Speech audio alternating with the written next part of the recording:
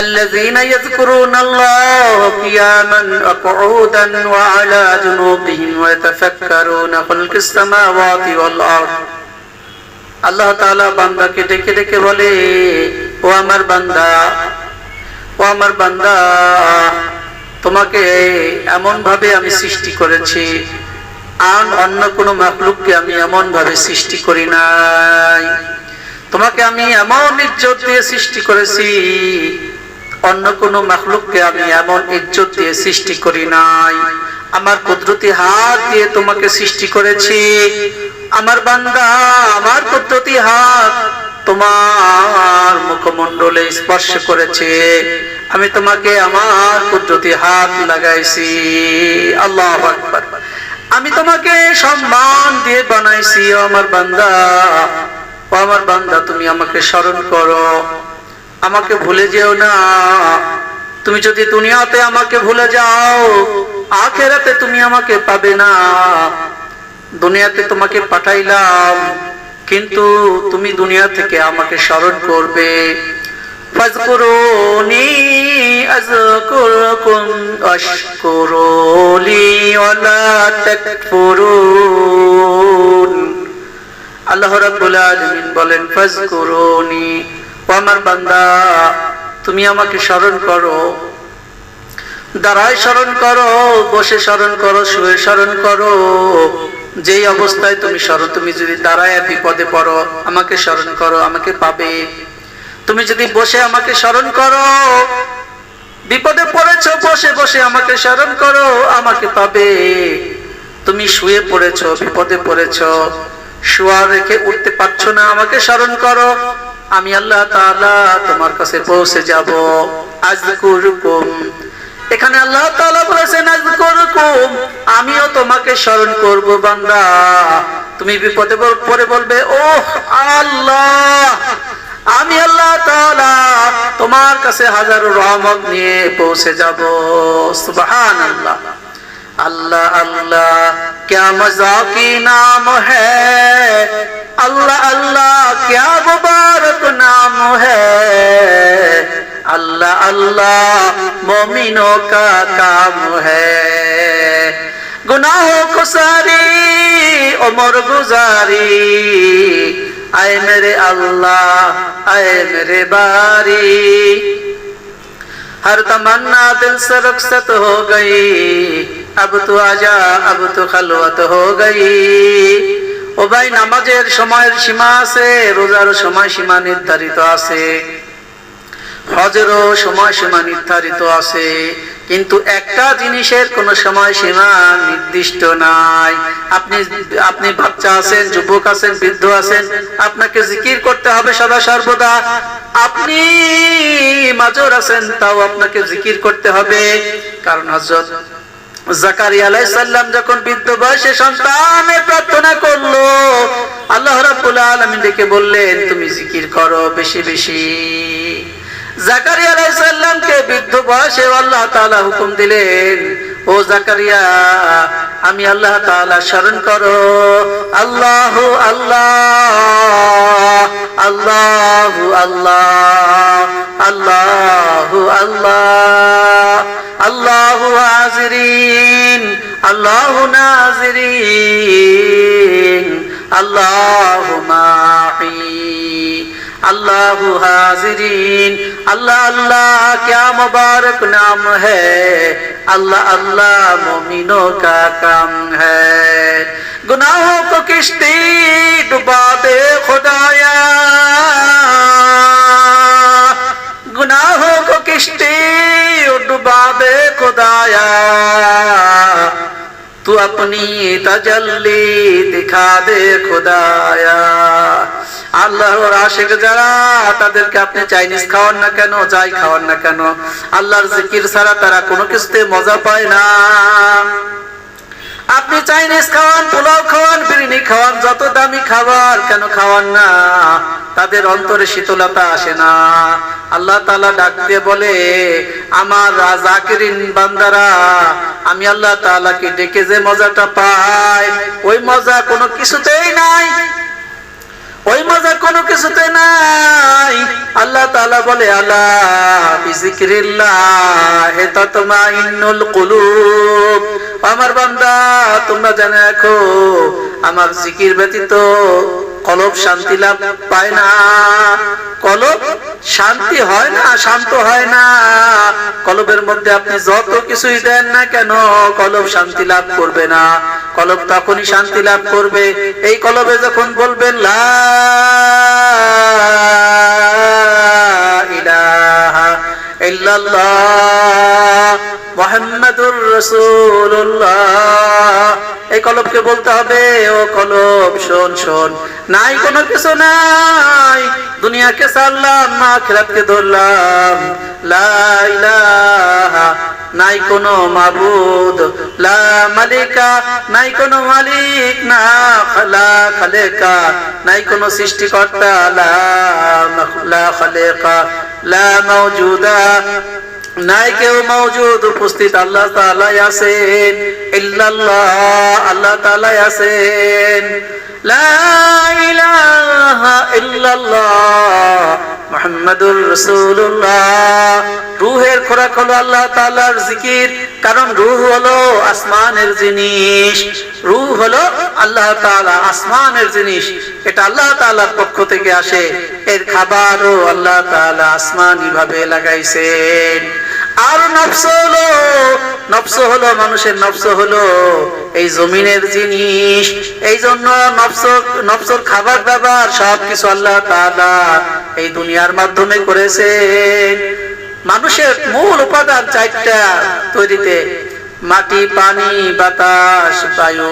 মাটি, পানি, আগুন, বাতাস। মাটি, পানি, আগুন, বাতাস।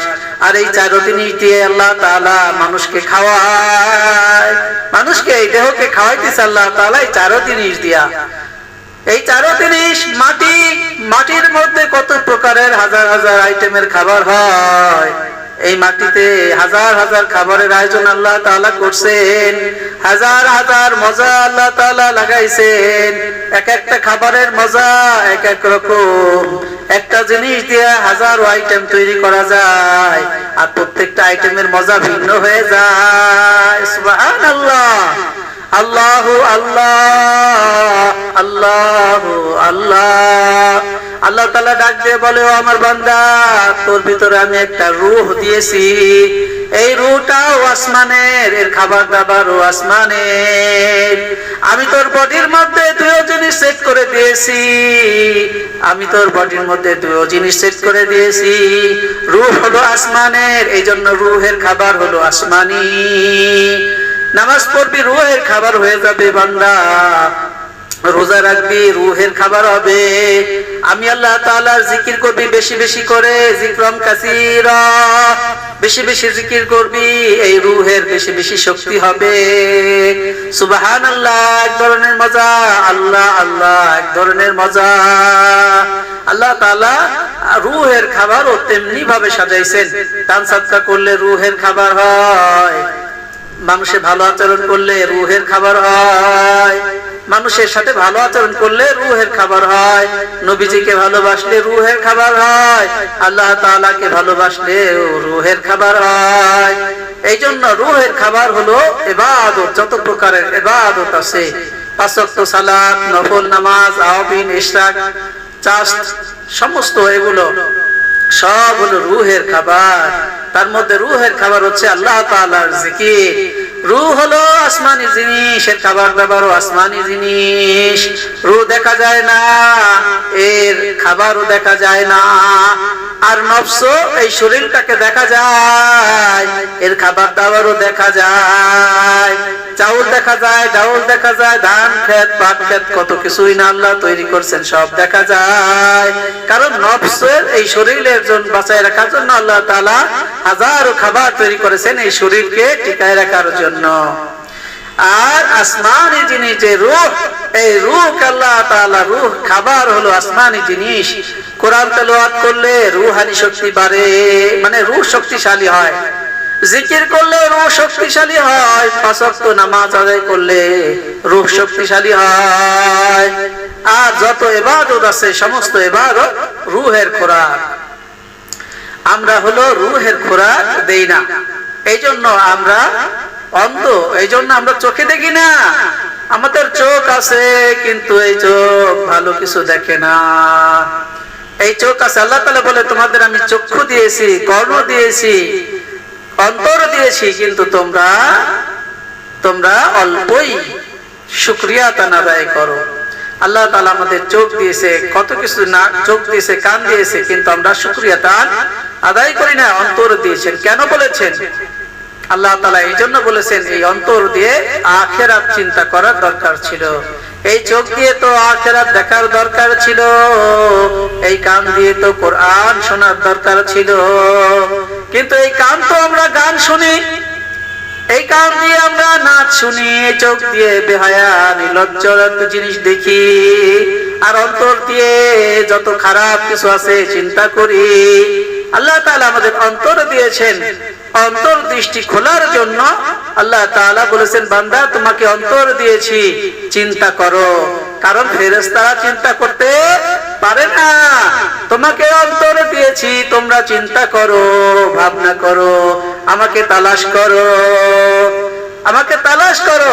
बता दे हमको तेरी राह किधर है, तेरी राह पर चला हमको खुदाया, गुनाहों में सारी उम्र गुजारी, आए मेरे अल्लाह आए मेरे बारी।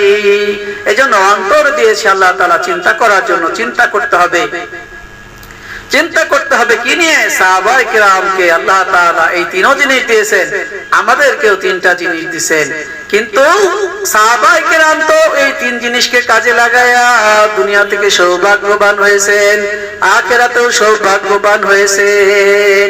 আর আমরা এই তিন জিনিস আছে, কিন্তু আমরা দুনিয়ার সৌভাগ্য অর্জন করতে পারি নাই, আখিরাতের সৌভাগ্যবান অর্জন করতে পারি নাই। এজন্য আসেন, রূহের খোরাক দিতে হবে। রূহের খোরাক হলো আল্লাহ তাআলার জিকির।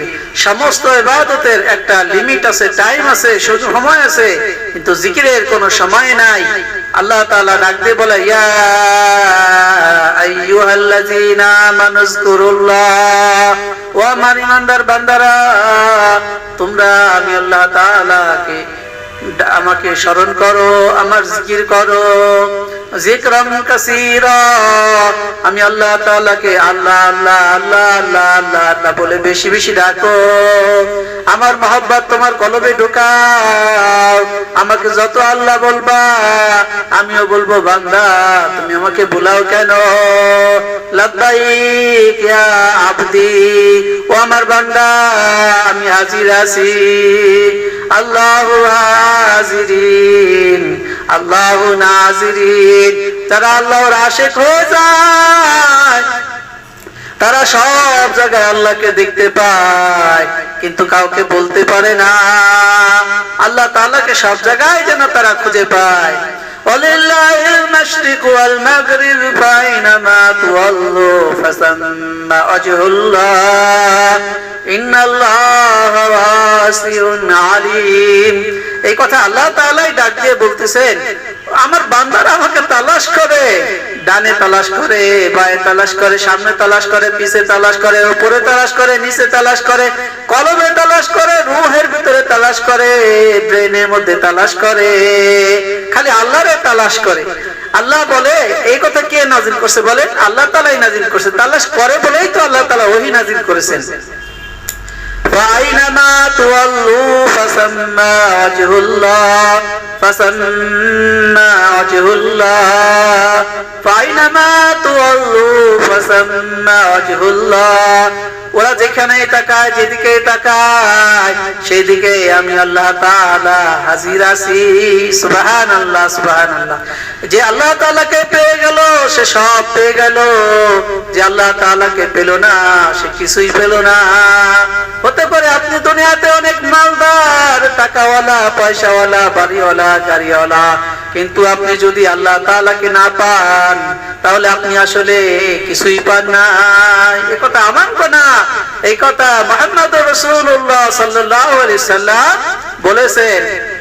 দুনিয়ার এই সামান্য সময়, এই সময়কে আমাদের আসলে কাজে লাগাইতে হবে, আল্লাহ তাআলার খাঁটি বান্দা হতে হবে, আল্লাহ তাআলাকে আমাদের ভাবতে হবে, আল্লাহ তাআলার মহব্বত কলবে জায়গা দিতে হবে। আর এটা তখনই সম্ভব হবে যখন আমরা আল্লাহ তাআলার জিকির করব। যত আল্লাহ আল্লাহ করব তত আল্লাহর মহব্বত আসবে। মাকে মা মা বললে মার মহব্বত হয়, আল্লাহ তাআলাকে আল্লাহ আল্লাহ আল্লাহ বললে আল্লাহ তাআলাও বান্দাকে আপন করে নেয়। আল্লাহ তাআলার আপন হওয়ার জন্য, রূহানি শক্তি বাড়ানোর জন্য আমাদেরকে কি করতে হবে? বেশি বেশি জিকির করতে হবে। কলবের খোরাক হলো আল্লাহ তাআলার জিকির। কলবের খাবার কি? কলবের খাবার হলো আল্লাহ তাআলার জিকির, এটা মনে রাখবো। আর রূহের খাবার হলো আল্লাহ তাআলার ধ্যান, আল্লাহ তাআলার ধ্যান। এটা আপনারা করবেন ইনশাআল্লাহ। 2 বেলা ধ্যান করবেন, 1 বেলা জিকির করবেন, 2 বেলা ধ্যান করবেন। যারা জিকিরকে করতে করতে কলবের মধ্যে আল্লাহ তাআলার ইশক আর মহব্বত ঢুকাইছেন, তারা 2 বেলা ধ্যান করবেন আর 1 বেলা জিকির করবেন।